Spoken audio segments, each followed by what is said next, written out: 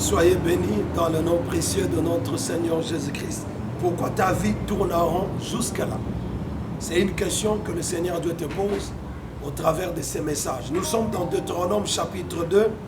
Nous lisons le verset 3e. Deutéronome chapitre 2, le verset 3. La parole de Dieu déclare: l'Éternel me dit, vous avez assez suivi le contour de cette montagne, tournez-vous vers le nord. Bien-aimés dans le Seigneur, Dieu n'est pas content de voir la vie d'une personne tourner en rond.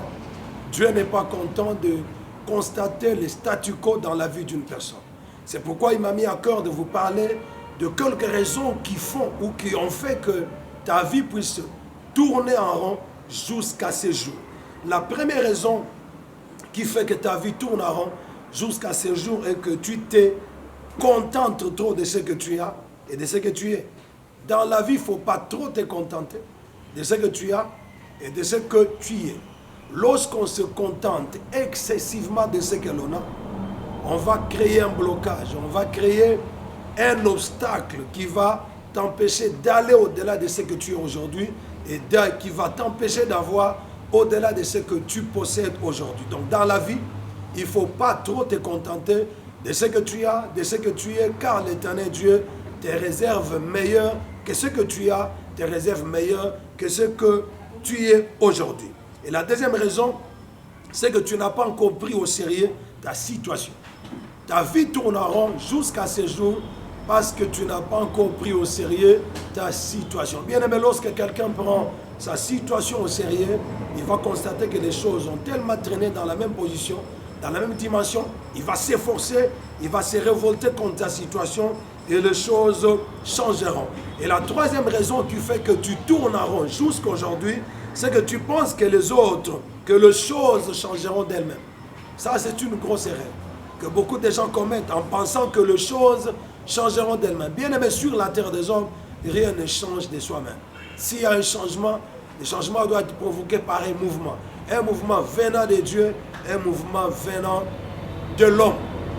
Il ne faut jamais croiser les mains en pensant que les choses changeront d'elles-mêmes. Quatrième raison faisant que que ta vie tourne en rond, c'est que tu penses que les choses changeront par ta force.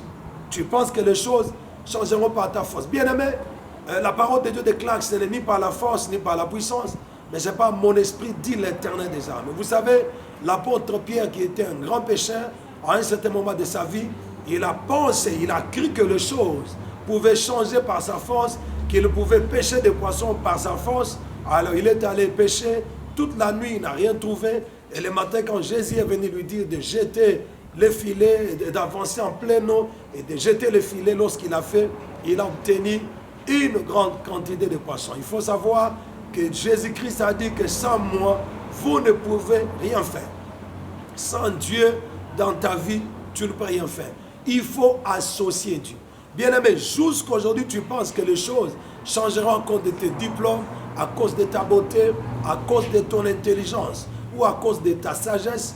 Mais je suis venu te dire au moyen de cette petite vidéo que les choses ne peuvent changer que par la grâce de Dieu. Les choses ne peuvent changer dans la vie d'un homme que lorsque Dieu intervient dans la vie de cet homme-là. Donc il faut chercher Dieu. C'est Dieu qui change les choses. Il faut les chercher par la prière. Il faut les chercher par les jeûnes et prières.